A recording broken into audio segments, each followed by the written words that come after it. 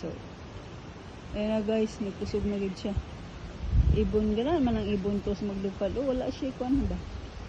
Is that ibon? No, it's not ibon. Because the wings is not flying too. Oh, it's leaves, no? No, you know? Can I see what? Kung ibon pa siya, so usa siya kakuan.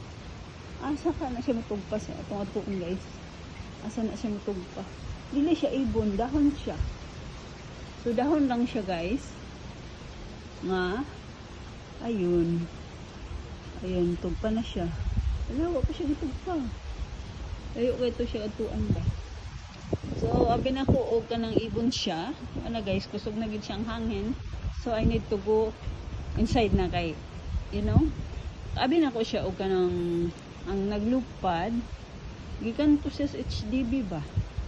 Kusog to siya nga kuan galupad HDB to siya gikan. Ay kung sa ubos pa siya gikan.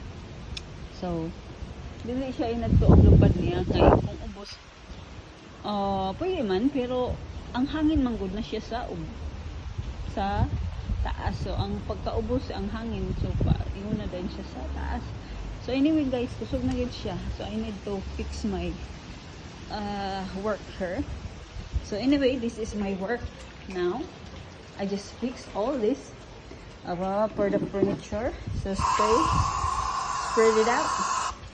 So after that, you need to wipe like that.